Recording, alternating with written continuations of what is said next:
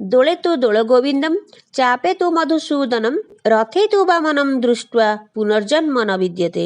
ବିଶ୍ୱାସ ଅଛି ଯେ ଦୋଳ ବେଳେ ଦୋଳ ଗୋବିନ୍ଦକୁ ଦର୍ଶନ କରିବା ଦ୍ୱାରା, ଚାପ ଖେଳ ବେଳେ ମଧୁସୂଦନଙ୍କୁ ଦର୍ଶନ କରିବା ଦ୍ୱାରା, ଆଉ ରଥରେ ଶ୍ରୀ ଜଗନ୍ନାଥଙ୍କର ବାମନ ରୂପକୁ ଦର୍ଶନ କରିବା ଦ୍ୱାରା ମନୁଷ୍ୟ ଜନ୍ମରୁ ମୋକ୍ଷ ମିଳିଥାଏ, ମାନେ ପୁନର୍ଜନ୍ମ ଆଉ ହୁଏ ନାହିଁ। ଆମର ଜଗନ୍ନାଥ ସଂସ୍କୃତିରେ 12 ମାସରେ 13 ପର୍ବ ପାଳିତ ହୁଏ। ଆଉ ସେଇ ପର୍ବମାନଙ୍କ ମଧ୍ୟରୁ ଏଇ ଚନ୍ଦନ ଯାତ୍ରା ହେଉଛି ଅନ୍ୟତମ, ଆଉ ଏହା ମଧ୍ୟ ବିଶ୍ୱ ପ୍ରସିଦ୍ଧ ଅଟେ। ଏଇ ଚନ୍ଦନ ଯାତ୍ରା କାହିଁକି ପାଳନ କରାଯାଏ, ଏଇ ଚନ୍ଦନ ଯାତ୍ରାରେ କ'ଣ କ'ଣ ସବୁ କରାଯାଏ, এই ବିଷୟରେ ଜାଣିବା ପାଇଁ ହେଲେ এই ଭିଡ଼ିଓଟିକୁ ପ୍ରଥମରୁ ଶେଷ ଯାଏଁ ଦେଖନ୍ତୁ, ଜାଣିପାରିବେ। ଯଦି ଭଲ ଲାଗିବ ଲାଇକ୍ କରିବେ, ସେୟାର କରିବେ। ଚ୍ୟାନେଲକୁ ଯଦି ମୋର ପ୍ରଥମ ଥର ପାଇଁ ଭିଜିଟ୍ କରିଛନ୍ତି ଦୟାକରି ସବସ୍କ୍ରାଇବ୍ କରିବେ, ଆଉ ପାଖରେ ଥିବା ବେଲ୍ ଆଇକନକୁ ପ୍ରେସ୍ କରିଦେବେ ମୋର ଆଗକୁ ଆସୁଥିବା ନୂଆ ନୂଆ ଭିଡ଼ିଓର ନୋଟିଫିକେସନ୍ ପାଇପାରିବେ। ଚାଲନ୍ତୁ ଷ୍ଟାର୍ଟ କରିବା। ନମସ୍କାର, ଜୟ ଜଗନ୍ନାଥ। ମୁଁ ଦୀପାଲି ଆପଣମାନଙ୍କୁ ସ୍ୱାଗତ କରୁଛି ମୋର ଏହି ଭିଡ଼ିଓକୁ। ପବିତ୍ର ଅକ୍ଷୟ ତୃତୀୟା ତିଥିରେ ଶ୍ରୀ ଜଗନ୍ନାଥଙ୍କର ଚନ୍ଦନ ଯାତ୍ରା ଅନୁଷ୍ଠିତ ହୋଇଥାଏ। ଆମ ଓଡ଼ିଆମାନଙ୍କର ଭାବନାରେ, ଚିନ୍ତନରେ ଶ୍ରୀ ଜଗନ୍ନାଥ ହେଉଛନ୍ତି ରକ୍ତ ମାଂସଧାରୀ ଜଣେ ମଣିଷଙ୍କ ପରି। ଯୁଗେ ଯୁଗେ ଓଡ଼ିଆ ଜାତି ଶ୍ରୀ ଜଗନ୍ନାଥଙ୍କର ମହାବାହୁ ତଳେ ସୁରକ୍ଷିତ। ଓଡ଼ିଆମାନେ ଜନ୍ମଠାରୁ ମରଣ ପର୍ଯ୍ୟନ୍ତ ଶ୍ରୀ ଜଗନ୍ନାଥଙ୍କର ସ୍ମରଣ, କୀର୍ତ୍ତନ, ଦର୍ଶନରେ ବିତେଇଥାନ୍ତି।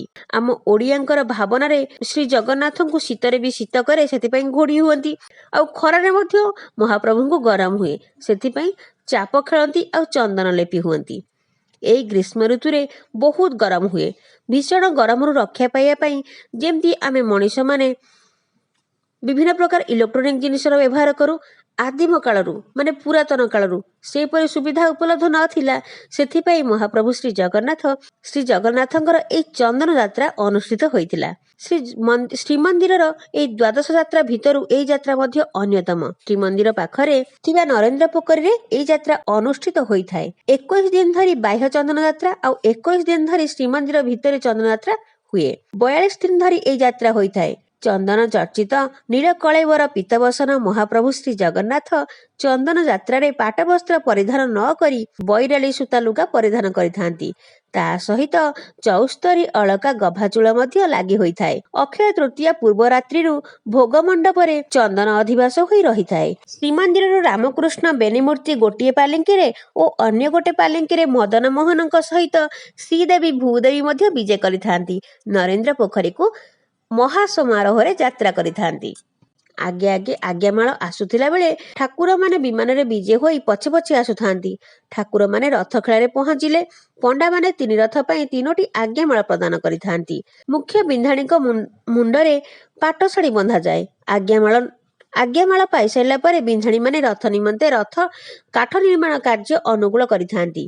ରଥ କାଠରେ ଛେଦ ପଡ଼ିଲା ପରେ ଠାକୁରମାନେ ବିମାନରେ ବସି ନରେନ୍ଦ୍ର ପୋଖରୀରେ ପହଞ୍ଚନ୍ତି, ଆଉ ସେଠାରେ ନନ୍ଦା ଓ ଭଦ୍ରା ନାମକ 2ଟି ଚାପ ବା ନୌକାରେ ବସି ଚାପ ଖେଳନ୍ତି। ସେଠାରେ ନୃତ୍ୟ, ଗୀତ, ଘଣ୍ଟ, ମାଦଳ, ହରିବୋଲ, ହୁଳହୁଳି ଶବ୍ଦରେ ନରେନ୍ଦ୍ର ପୋଖରୀର ଚତୁର୍ଦିଗ ପ୍ରକମ୍ପିତ ହୋଇ ଉଠେ। ପୁଣି ରାତ୍ରି କାଳରେ ଚାପ ଖେଳି ଠାକୁରମାନେ ଚନ୍ଦନ ଲେପି ହୁଅନ୍ତି। ଏହିପରି ଭାବରେ 21 ଦିନ ଧରି ଚାଲେ ଆମର ଏଇ ଚନ୍ଦନ ଯାତ୍ରା। 21 ଦିନ ଭଉଁରୀ ଯାତ୍ରା ଅନୁଷ୍ଠିତ ହୋଇଥାଏ। ତାପରେ ଆଉ 21 ଦିନ ଶ୍ରୀଜୀଉମାନଙ୍କର ଶ୍ରୀମନ୍ଦିର ଭିତରେ ଚନ୍ଦନ ଯାତ୍ରା ଅନୁଷ୍ଠିତ ହୋଇଥାଏ। ଏହିପରି ଆମ ଓଡ଼ିଶାରେ ଥିବା ସମସ୍ତ ମନ୍ଦିର ମାନଙ୍କରେ ଦେବାଦେବୀ ମାନଙ୍କର ମଧ୍ୟ ଚନ୍ଦନ ଯାତ୍ରା ଅନୁଷ୍ଠିତ ହୋଇଥାଏ। 42 ଦିନ ଚନ୍ଦନ ଯାତ୍ରା ପରେ ଶ୍ରୀଜୀଉମାନେ ସ୍ନାନ ପୂର୍ଣ୍ଣିମା ଦିନ 108 ସୁବାସିତ ଜଳରେ ସ୍ନାନ କରିଥାନ୍ତି। ବାସ୍ତବରେ ଆମ ଓଡ଼ିଆଙ୍କର ପ୍ରାଣ ଓ ହୃଦୟର ଦେବତା ଶ୍ରୀ ଜଗନ୍ନାଥ ଯେତେ ରସିକିଆ, ତାଙ୍କ ଲୀଳା ମଧ୍ୟ ସେତିକି ରହସ୍ୟମୟ। ଆପଣମାନଙ୍କୁ ମୋର ଏହି ଭିଡ଼ିଓଟି କେମିତି ଲାଗିଲା ନିଶ୍ଚିତ ଭାବରେ କମେଣ୍ଟରେ ଲେଖିକି ଜଣାଇବେ। ଆଉ ଯଦି ଭଲ ଲାଗିଥିବ ଲାଇକ୍ କରିବେ, ସେୟାର କରିବେ। ଚ୍ୟାନେଲକୁ ଯଦି ମୋର ପ୍ରଥମ ଥର ପାଇଁ ଭିଜିଟ୍ କରିଛନ୍ତି ଦୟାକରି ସବସ୍କ୍ରାଇବ୍ କରିବେ।